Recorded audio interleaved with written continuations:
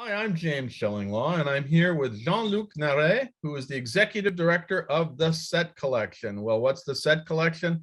It's a group of really high-end luxury hotels that has been mostly in Europe, but as you're going to find out, they're making a move, and we're going to find out about that. And I actually went to the Set Collection a few years back, and there were only 3 of them. Now there's quite more than twice of that, actually.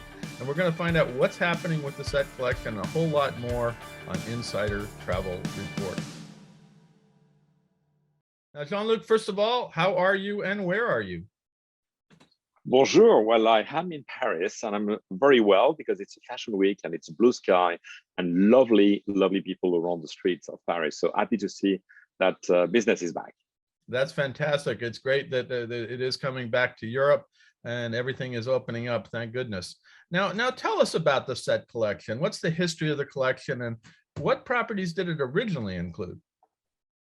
Well, the Set Collection is actually a beautiful story because it started with the Set Hotels.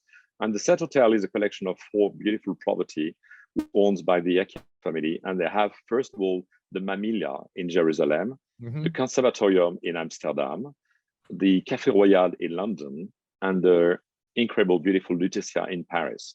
So from those 4 properties, we used to be leading hotel of the world. They decided after the COVID to actually walk away from leading and trying to say, maybe we should represent ourselves in a different way, and created what they call now the Set Collection, similar to what Dorchester has done with the Dorchester Collection or what Oetker has done with the Oetker Collection.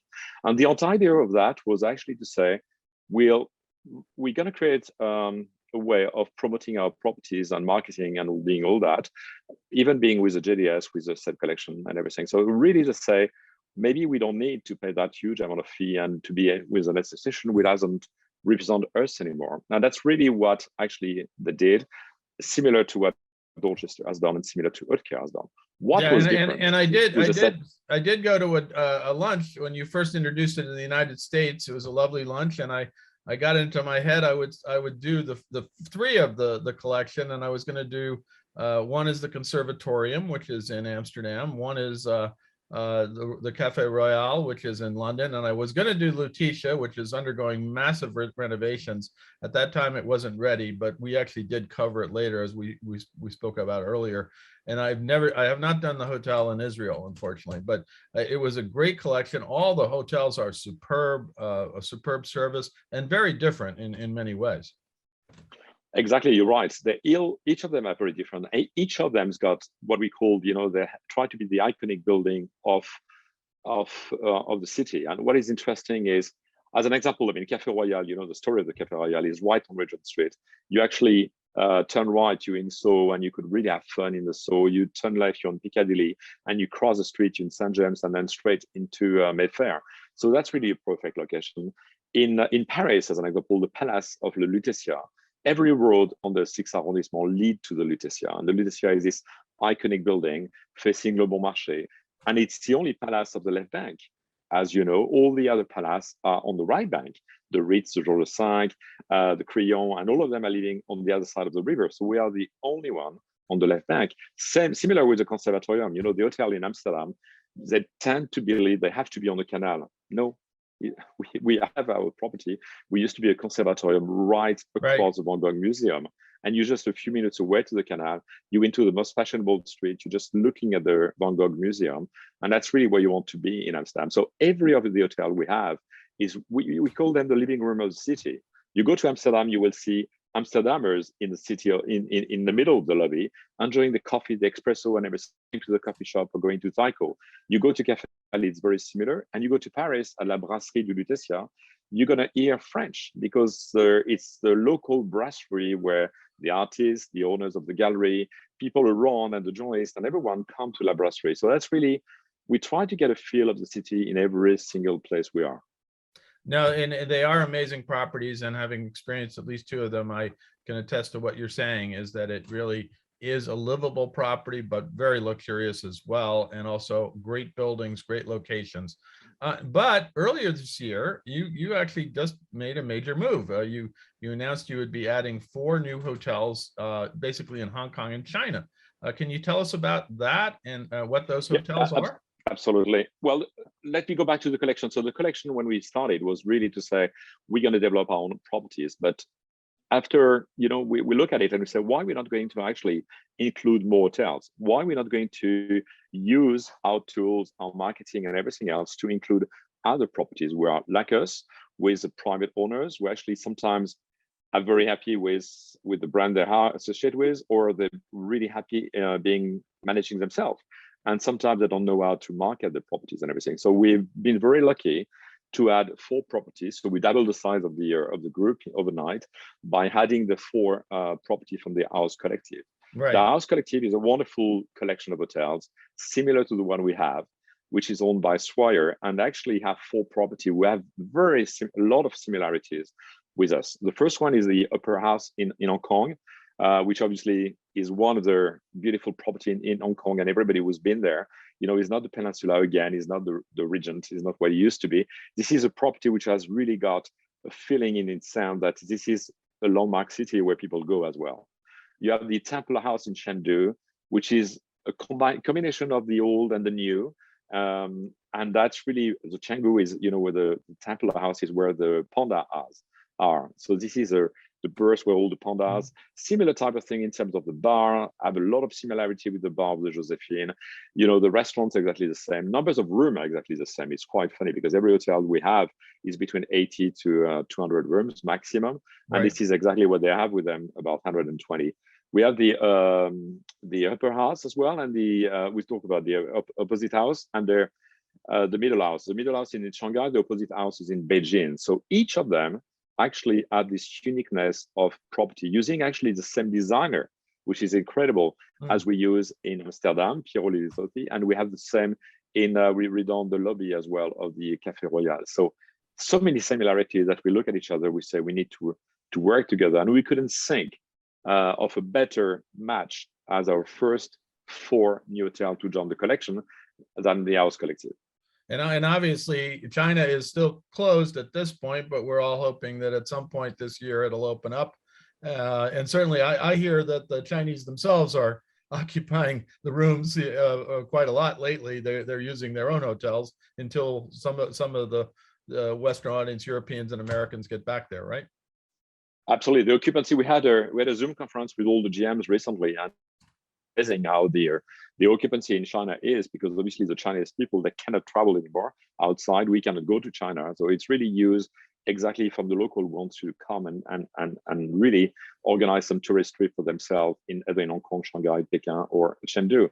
So yes, they're working quite well. What is interesting is with our 4 hotels in Europe and Israel, and our 4 hotels in China, the connection is going to be incredible, because we're going to expose their clients to our property. We're going to expose our clients to their property, and it's a perfect combination and perfect marriage as soon as they open. And wanted to do the official launching in and the team was like, okay, Jean-Luc, you can come with pleasure if you don't mind being 21 days in a government hotel in your hotel room before doing the announcement.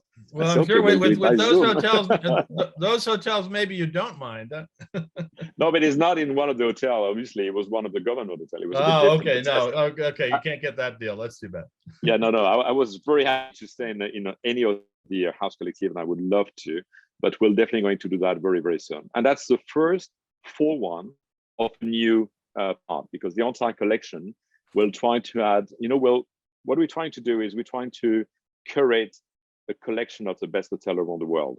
Right. And when we say the best hotel, it doesn't mean the most luxurious. It means the same, who owns by owner who really invest in the property. And the family Akira, they spend a fortune here at La Lutetia to renovate with Jean-Michel Villemotte to make the hotel during 3 years as it was when it was created. They went to the original archive of looking at it, how it was, to make sure it was going to restore the grandeur. The same with Café Royal. Conservatorium was the conservatorium of music in the middle of Amsterdam, which they turned with this incredible architect into a property now, which is like a landmark in the place. So that's why we're looking. We're looking for hoteliers or owners of hotel who actually, they don't want to get a name on the door. They don't want to be run by another company. They're very proud of the hotel they have, but sometimes they need some help in the marketing and distribution. That's exactly what we're going to do. A bit similar to what Prefer, Relais Chateau or Leading is doing, But the only difference is we want one hotel per city, one hotel per destination. So there won't be any competition inside the same city. Right. And we want to make sure that we select every time. And I love to call myself, the chief curator officer. So I'm trying to select and unpick the property who want to come and join us. We've been very lucky to have the four first member being House Collective, and with this property, we're going to have some more at the end of the year, maybe 20 to 30, and in the next 3 years, we might have 200 hotels. That's amazing. So you have sort of big growth plans, but you do have to stick to just one hotel per city. And I assume this is global. You're going to look at hotels. Obviously, you've just gone to Asia. I assume you might. We're going to go to the US. We're going to South America. We're going to go to even to places. We're not going to stick with only city hotels. We're obviously going to be as well with obviously a resort as well, because what we want is we want the client, when he's going to take the book, and I'm saying the book because it's not going to be a directory, the beautiful book, coffee table book, which will be like an Assouline or Tachem, you will flip through the page of the collection of the hotel, and you want to say, oh, I love that one. Why are we, darling, why are we not going to go to this one, next time when we're going to go to the city? Because there will be a lot of similarity in terms of design, a lot of similarity in terms of size, a lot of similarity in terms of rates as well. That's very important because, you could have in some, and I'm not going to name them, but in some of other hotel company, you have some hotel which are 200 euros average room rates and some other were 2,000 euros average room rate. Sure. So what's, people don't feel really what's the sense of a collection. The sense of the set collection will be exactly what we say, a curated list of the best hotel around the world. No, that's fantastic. And so now you're covering a lot of places in Europe, although you still have some more to go. And you have Yes. a lot of places in Hong Kong and China as well. So that's a pretty good place to start. Exactly. A good way to begin this collection. Now, can you give us an update on your original? I say 3 hotels. You had I always forget the one in Israel, but the ones that I know. Can you give us an update on Hotel Cafe Royal, Letitia, and the Conservatorium, especially over the last obviously years of pandemic here for 2 years? Have they done any renovations? Have they keep working on what they're doing? I know most of them were newly renovated within the last 5 years. Exactly. I mean, they were really, that's exactly what happened here at the Lutetia. This hotel was closed, for, it was supposed to be 3 years and it became mostly 5 years with Jean-Michel Vimot, the architect, who really redesigned, and the help of the owner, and they find incredible archives in the back. We find some incredible masterpiece behind the wall in terms of, so it took a lot of time to restore what it is. And the Bar Joséphine, as an example, is just an incredible bar looking straight into Le Bon Marché on the street. We actually got the natural light, and the entire idea of Jean-Michel Vimot was to bring the light into the hotel. So you have the light coming from many gardens, many places and everything, and inside this incredible iconic building. It's same with, Café Royal. Café Royal, they used to, during the pandemic, they decided to change the restaurant was in the middle of the lobby before. So we really created a lobby. We put the restaurant on top. We're actually creating a second restaurant with this wonderful place now, who's going to be telling in a few weeks. A big name chef is going to take over the space we have on the first floor. We have this wonderful, beautiful restaurant at the bottom. We used to be, so famous for all the stars going there. We serve tea now. We're going to change a lot of things. And of course, Cakes and Babble, which is the one on Regent Street with Albert Adria, the brother of Ferran Adria. Sure. It's one of its kind, and it is really a booming place as well in Café Royal. Conservatorium, there's no need to say. I mean, the property itself is just like superb. You want to sit in the lobby and you want to look at the glass and the beautiful staircase going and the connection between the building. And this is a place where you want to be in Amsterdam. And every single room, is a duplex, or it's got this incredible view of the city. And you got this restaurant called Taiko, which is, it was so famous that even people in Dubai wanted to have a Taiko. So we are Shilo, our director of food and beverage, and our chef, who actually created one in Dubai as well. It's in one of the hotels there. So it's interesting that we have all that. And Mamiya, to be honest with you, I never been. So I'm going to go for the first time next week because I couldn't go there before. But I look at it. It's just incredible. It's just, close to Jerusalem, right there in the middle of Mamila Avenue. And they have this wonderful property, which is very similar in terms of design as well, that the other property. and same designer again, and really an amazing place with a rooftop overlooking the old city of Jerusalem. So that's definitely an hotel which is very, very well known and very recognized as the leader in this region as well. Yeah, well, and then hopefully you'll get a chance very soon to go to China and Hong Kong and Hopefully see by the end of other parts of your April, collection, right? we cross fingers. Hope at the end of April. Well, I'm glad you mentioned the place where you have tea in the Royal Cafe, which I have been to, which is actually extraordinary. It's very different from the rest of the hotel. The rest of the hotel, even though it's in a classic building, is very modern and really, really cool and very. The rooms were amazing, and but then you could go have a classic tea down in this very ornate room that is just such a classic place to have afternoon tea in London. It's one of the best places I think in London to have tea, and that's saying a lot because there are an awful lot of places you can have tea in London. So I remember doing that a few years back. Now, you mentioned, we talked a little bit about how you're planning to expand, and obviously more in Asia, more in the US someday, soon, hopefully. And hopefully. Then and the Middle East, of course, as always, you know, you don't have a Dubai property yet, but hopefully someday. Now, what's your background? And when did you join the Set Collection? Okay, well, I joined the Set Collection about 6 months ago now, and the entire purpose of that was actually having a meeting with the owners, which I knew from a long time, and asked my advice on a couple of other things. I created my own consulting firm at the time, and they wanted me to say, what do you think about the Set Collection? What do you think of the idea that we put into in terms of the COVID? And I said, well, that's wonderful. You have a wonderful, already collection of hotel, but why you don't open, like everybody else is doing their own thing for themselves? Why you don't share? Sharing is caring. And I think sharing is caring, and making sure the Set Collection is not only for the hotel of the Set, but could be actually accessible to other properties. And that's how it started. And I'm very happy to join that company and to be, as I say, executive director, chief curator officer, whatever. But I mean, leading this company into the future, into where we were going to be. And I think it's going to be very successful, because I see more and more hoteliers do not recognize themselves or recognize the added value of the company they are associated with.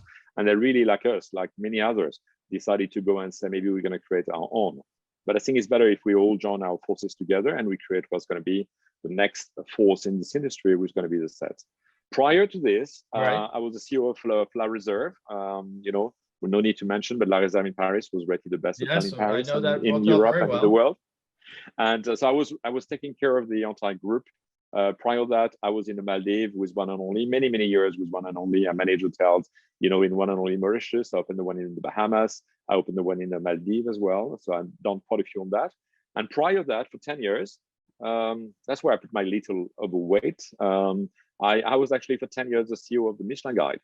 So I'm the one who took the Michelin Guide as being a Francophile center guide into what it is now, which is about 28 guides around the world. I brought the Michelin to the US. I brought the Michelin to Asia. I brought the Michelin Guide to all the destinations we talk about it now. And we're actually trying to change a bit the philosophy. People were believing that we're a publishing industry. I always believe that we are a rating industry. So we rate restaurant and hotel, and we actually been able to now, I put the name Michelin outside on the door. We put the stars on the jacket of the chef. I mean, we done things a bit different when I took over in 2003 until 2011. So I was really 12 actually. And it was really nice because I really expanded. At that time, I was paid to eat in the best restaurant in the world, staying in the best hotel, and being interviewed by the top journalists like today. So I'm very lucky. There you go. But you were also the one that all the restaurants and the hotels worried about, because they would win a star or a knife and fork or whatever. And it was, my parents used to religiously read the red guide and the green guides. So that would be their way to get to Europe for many years. And now, of course, I'm sure everything's online, but it's a different thing, but it still is the standard Michelin, I'm sure. But so obviously, your hotels and your restaurants. Yeah, I've been lucky to travel around the world. At that time, I was literally away every single week to a new country, and I was coming back on the weekend. So I think I was one of the biggest clients of Air France, because I was only using Air France, going to, leaving on Monday morning to go to LA, coming back on Saturday morning, and going on Sunday to New York, coming back on the weekend, going to Tokyo. So I was really and at the same time, as you say, people were afraid. I was a public face of the company, so people could recognize see me in the restaurant, but I keep telling them, I'm not an inspector. I only came to the restaurant because we're going to talk about it. So obviously I was very well looked after, as you can imagine. Sometimes the chef was a little bit shaking and the food was not as great as it is. That's the reason I never wanted to write a report, Right. because the inspector of the Michelin guide are totally anonymous, and they're the one who go and really eat the restaurant like any other standard guest. The only difference is they eat in a restaurant to live, and that's what they know, and that's the reason they could actually measure the restaurant against the others. Absolutely. Well, now your job is going to take you around the world to sort of measure your own set collection hotels, right? Exactly, and that's what I've been starting already. My calendar is exactly based on the one I use. You know, I use an Excel sheet. We're starting for the 1st of January to the 31st of December. It's color-coded, and I put the week where I am, which country, and I actually print a picture of that on the fridge so my wife knows where I am. That's great. That's great. Now we go out to 100,000 travel advisors, a large number of whom sell luxury hotels. What more do you want to tell them about the set collection today, and how can they better sell the hotels in the group? Well, first of all, I mean, they have to go and have a look at the set collection. We're using our own GDS as well, so it's very interesting. But what is interesting is a look on the website. They will see the properties we have. What is interesting on that as well is the travel agent will understand that, you know, we're putting a lot of things together. We're putting a suite program as an example where, you know, if you're standing in one of the property with us and you're spending quite a good amount of money in a suite, what we do is at the end, the general manager is in the lobby giving you 1 night complimentary to another suite in another property. So we could encourage you to go and visit as well. I mean, that's the sort of thing we're doing. And, you know, the travel agent will understand we virtuoso as well. So they have all the, you know, the thing with signature and all the other properties. But what they have with the set collection is a collection of hotels which are owned by hoteliers who are actually dedicated to the guests, and which really they know that it's unique. And we try to reveal the uniqueness of the property with the uniqueness of the location and the uniqueness of the city. I think that's really what it is. So when they really want, you know, the guests to know that it's going to be, they could choose any other company, you know, from Hilton to Four Seasons to any company, they know exactly what they get. With a set collection, it's a collection of unique hotels. So if they want a uniqueness and they want to make sure that the clients will have the perfect stay as a local in an hotel which have the 5-star standard, but actually will meet with the local at the bar, at the restaurant and everything, you really immerse yourself into the city. No, that's fantastic. And from my experience, when you first, you know, when the set collection first launched, and I did have that goal, at least of having the 3 properties in Europe. I fell one short, but we did end up covering it later. Actually, my son, who works for me on occasion, ended up going to Lutetia and really enjoyed it. I loved the conservatorium, and I absolutely loved the Cafe Royale. So they're amazing properties, and it sounds like they're even going to be more amazing very soon. So congratulations on that. Congratulations on joining the set collection. And bringing to bear all your Michelin skills that you had in that. Now, again, just to remind our travel advisors, where can they go again to find out more about the set collection? They're just going to www.thesetcollection.com. That's fantastic. Well, Jean-Luc, I hope I catch up with you one of these days in Europe. I'd love to meet again, and we can talk hotels some more. It sounds like we have a lot to talk about in the industry. And I want to thank you for taking the time to speak with us today on Insider Travel Report, and go out there, get to Asia and go find those hotels, and then go find some more that'll be part of that collection. Thank you very much. I'm James Shillinglaw, and this is Insider Travel Report.